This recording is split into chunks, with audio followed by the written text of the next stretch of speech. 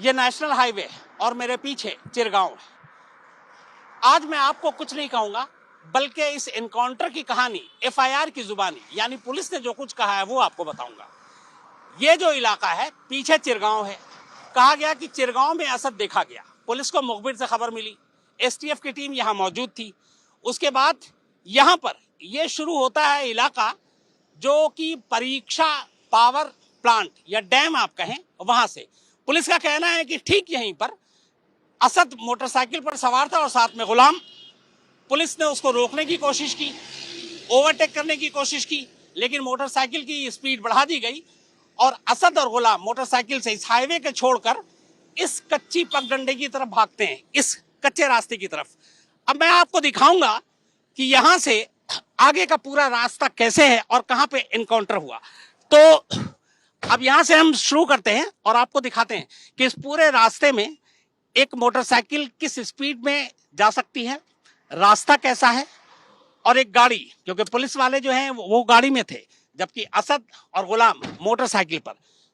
तो अब ये हाईवे को छोड़ दिया और इस कच्ची पगडंडी, ये पूरा परीक्षा जो पावर प्लांट है, जो डैम है, वो इसका रास्ता है। तो पुलिस के हिसाब से असद इस रास्ते से अब आगे निकल रहा है।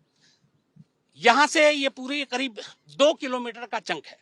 2 किलोमीटर के रास्ते में इनकाउंटर होता है। कैसे, कहां पे क्या होता है, मैं आपको बताता चलूंगा। लेकिन ये देखिए, ये पूरा रास्ता, अब यहाँ पे ये रेत, अभी ये सारा शुरू हो जाता है। इसकी वजह ये है कि इस तरफ डैम है पावर प्लांट का, और मेरे इस तरफ दाहिनी तरफ जो है इसको ऐश डैम कहते हैं। यहाँ पे तमाम रेत और राख, चूंकि पावर प्लांट से जो राख निकलती है, सारी चीजें हैं, वो इस तरफ है। तो इस पूरे सड़क पर काफी ज्यादा आपको रेत मिलेगी। अभी तो ये थोड़ी बहुत आपको पक्की सड़क दिखाई दे रही है, तो यहाँ से फिर भी आप ठीक ठाक स्पीड में चल सकते हैं। हमारे जो ड्राइवर साहब हैं, दीपक साहब, ये आपको इस हिसाब से लेके चलेंगे। तो यहाँ तक भी कोई मुश्किल नहीं है। हमारे आगे देखिए, एक इत्तेफाक से मान लीजिए यही वही मोटरसाइकिल है, हालांकि ये स्कूटी है, तो इसकी स्पीड देखिए आप। यहाँ पे स्पीड की कोई प्रॉब्लम नहीं है, तो आप गति ले सकते हैं और यहाँ से आप आगे जा सकते हैं। लेकिन आगे का रास्ता कैसा होगा, चूंकि मैं यहाँ पहले भी आ चुका, कल रात को मैंने देखा है, तो वो फिर रास्ते से आपको समझ में आएगी फिर पूरी कहानी। अच्छा, जो पूरी पुलिस की कहानी वो ये है कि जब इस रास्ते पर अतीक का बेटा असद और गुलाम पहुंचे, तो पुलिस की एक टीम पीछे थी, वार्निंग दी, असद ने अपनी बाइक भगाई। उनका कहना है कि उसके बाद वो इस पगडंडी की तरफ भागा। फिर यह है एफआईआर में कि पुलिस की एक दूसरी टीम सामने की तरफ थी। अब यानी कि बीच में असद है, एक पीछे और एक आगे। अब यहाँ पे जो एफआईआर में कहानी है कि पुलिस की एक टीम सामने की तरफ थी, तो सामने से कोई पुलिस की टीम आ सकती है कि नहीं, ये भी मैं आपको इस सफर में भी दिखाऊंगा। और वो जो पगडंडी जहां पर इनकाउंटर हुआ, वो कैसी जगह है, क्योंकि एफआईआर में एक जगह पे ये भी है कि असद की बाइक जब पलटी और वो नीचे गिरा पगडंडी से, तो वहां उसने आड़ लेकर पुलिस वालों पे गोली चलाने की कोशिश की। तो वहां वो आड़ की जगह है कि नहीं। अब ये देखिए, ये जो पक्की सड़क है ये खत्म हो गई। ये इधर राइट साइड में अब देखिए, मेरी दाहिने तरफ शिकारपुरी दिखाएंगे, ये पूरा राख ही राख है, इसीलिए इसको ऐश डैम कहते हैं। और अब वो जो थोड़ी बहुत उबड़ खाबड़ लेकिन फिर भी पक्की सड़क थी, अब यहाँ से ये सड़क शुरू हो जाती है, जिसमें सड़क नहीं है, सिर्फ पगडंडी है। और यहाँ पे कितनी तेज में आप भाग सकते हैं ये भी आप देख लीजिए। सामने वाले जो स्कूटी चल रही है, उससे आप गति का अंदाजा लगा सकते हैं कि कितनी तेजी में आप भागा सकते हैं। अगर आप ज्यादा तेजी में भागने की कोशिश करेंगे तो गाड़ी स्लिप भी होगी और पलटेगी भी, क्योंकि जगह जगह गड्ढे हैं और जगह जगह ये पूरी ऊबड़ खाबड़ सड़क है। तो इसी रास्ते पर बकौल पुलिस कल करीब 12:30 से 12:45 के बीच में असद और गुलाम, ये दोनों पुलिस से बचते हुए भाग रहे थे अपनी मोटरसाइकिल पर, जिसका कोई नंबर प्लेट नहीं था। बाद में पता चला जिसका 33 नंबर भी नहीं। ये देखिए, ये आप सड़क देखिए और सिर्फ अंदाजा लगाइए कि यहां से आप किस स्पीड में भाग सकते हैं। तो ये पूरा रास्ता। अब यहाँ पे एक चीज है कि एक दो लोग ऐसे जो पुलिस से बचते हुए भाग रहे हैं। अब जाहिर है वो गाड़ी तेजी से भगाएंगे अपनी बाइक, तो वो फिसल जाएंगे। बहुत पहले ही यहीं पे, अब तक जो मैंने सफर तय किया, शायद वहीं पे 2-4 बार वो गिर चुके होते। और यहाँ पीछे पुलिस है, तो क्या इतना मौका था कि पुलिस उन तक नहीं पहुंच सकती, ये भी एक सवाल है। अब ये तमाम देखिए, अभी तमाम मीडिया की भी गाड़ियां चुके, वो पूरा मौका वारदात है जहां एनकाउंटर हुआ। तो यहाँ पे ये पूरा आप रास्ता देखिए, पूरी सड़क देखिए आप, ये यहाँ पे पूरा रास्ता है। अब मैं अपने ड्राइवर साहब से कहूंगा थोड़ा आगे चले वहां तक जहां पर ये एनकाउंटर हुआ था। अब बिल्कुल वो नजदीक है। अब ये देखिए, ये पूरा रास्ता एक तो तंग, ऊपर से ये जो आप सड़क देख रहे हैं, और इसके आगे तो पुलिस के हिसाब से जो एनकाउंटर हुआ है वो यहां पर हुआ। बिल्कुल हम उसी जगह पर पहुंच गए। मैं ड्राइवर साहब से कहूंगा यहां पे थोड़ी देर के लिए गाड़ी रोकें और मैं आपको इसके आगे की कहानी बताता हूं। कहानी है कि पुलिस के हिसाब से यहां पर बाइक असद की और गुलाम की फिसली, और बाइक फिसलने के बाद आपने वीडियो और तस्वीर में भी देखी होगी, वो यहां पर आकर गिरती है। ये देखिए, ये है वो स्पॉट, क्राइम स्पॉट। ये ब्लड के अभी भी आपको कुछ जो निशान है वो दिखाई दे रहे हैं।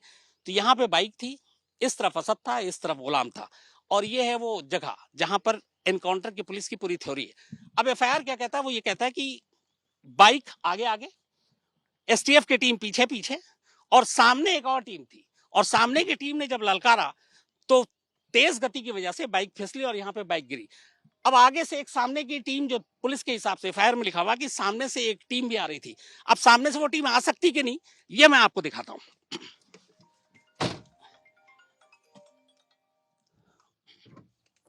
तो ये रहा एनकाउंटर सीन। अब आपको मैं दिखाता हूं, जो सबसे इंपॉर्टेंट चीज है एफआईआर की वो ये है कि पीछे से एक एसटीएफ की टीम पीछा कर रही है, और सामने से एक दूसरी पुलिस की टीम है जो आ रही है। अब यानी कि एक पीछे और एक आगे, और असद और गुलाम बीच में फंस गया। अब सामने से एक टीम आ रही है, ये कैसे पॉसिबल हो सकता है ये मैं आपको दिखाता हूं कि हो भी सकता है कि नहीं। ये वही रास्ता है। इस रास्ते पे मैं कल काफी यहाँ पर कई घंटे रहा। अच्छा, यहाँ आसपास में कोई घर नहीं है, आगे आपको दिखेगा, लेकिन सामने से कोई गाड़ी आ सकती है, पुलिस की टीम आ सकती है। ये मैं दिखाने के लिए आपको सामने तक ले जा रहा हूं कि सामने में है क्या, क्योंकि एफआईआर के हिसाब से एक टीम सामने की तरफ से आई थी। तो क्या पुलिस की गाड़ी, अब जाहिर सी बात है पुलिस की एक टीम जो आई थी वो पैदल तो आएगी नहीं, क्योंकि अचानक पुलिस को पता चला मुखबिर से एफआईआर के हिसाब से कि असद इस इलाके में देखा गया है, और इसीलिए पुलिस की टीम यहां पर आई। लेकिन एफआईआर के हिसाब से एक दूसरी टीम सामने की तरफ से आ रही थी। अब जो सामने की तरफ से टीम आ रही है और पीछे की तरफ है, और उसी में असद घिर गया। तो ये है वो सामने का सच। अब आपको दिखाता हूं, ये रास्ता है, यही ये सामने है। थोड़ा मैं ड्राइवर साहब को कहूंगा कि ले चलें, मुश्किल है लेकिन फिर भी ले चलें। तो ये एफआईआर का सच है, और ये देखिए आप पूरा सच देखिए। पुलिस के हिसाब से एक टीम सामने से आ रही थी। अब यहां मैं गाड़ी से उतरता हूं और आपको कैमरामैन विनोद शिकारपुरी को ही बताता हूं कि दिखाएं। यह है वो सामने का सीन। जिस 2 किलोमीटर की पगडंडी की मैं आपसे बात कर रहा हूं, वो रास्ता यहां आकर खत्म होता है, और कोई दूसरा रास्ता नहीं है किसी भी गाड़ी के आने का। कल रात हम लोग दीवार के उस तरफ गाड़ी में रुक गए थे, क्योंकि हमें मालूम नहीं था यही रास्ता है। ये दीवार है, ये देखिए, ये दीवार है, और पुलिस के हिसाब से एक दूसरी टीम पुलिस की इस तरफ से आई। क्या इस दीवार को फलांग कर कोई गाड़ी इधर आ सकती है? तो पुलिस की जो दूसरी टीम, और एफआईआर में ये नहीं है बल्कि सामने से बाकायदा लिखा हुआ है कि सामने से एक दूसरी टीम आई। सामने दीवार है, वो पगडंडी आपको मैंने दिखा दिया एनकाउंटर की जगह। अब ये बताएं कि ये दी एंड है इस पगडंडी का। तो क्या यहां से पुलिस की दूसरी टीम आ सकती है? पीछे है एसटीएफ की टीम, यह हम मान सकते हैं, लेकिन इधर से मैं कुछ नहीं कहूंगा, आपको सिर्फ ये दीवार दिखा रहा हूं। और बाकायदा मैं कहूंगा कैमरामैन शिकारपुर से ढंग से दिखाएं, इसलिए कि ये टूटा हुआ जरूर है हिस्सा, लेकिन क्या इतनी ऊंचाई से कोई गाड़ी इस पे चढ़ सकती है? नहीं चढ़ सकती। ये कुछ घर हैं उस एनकाउंटर के सबसे करीब। ये लोग भी इस तरफ कम आते हैं क्योंकि पूरा जंगली इलाका है। तो ये है एफआईआर की जुबानी पूरी कहानी कि पुलिस की एक टीम इस तरफ से आ रही थी और एक पीछे से थी। अब इस तरफ से पुलिस की टीम कैसे आई, ये आप लोग बेहतर समझ सकते हैं। कैमरामैन विनोद शिकारपुरी के साथ शम्स ताहिर खान, झांसी।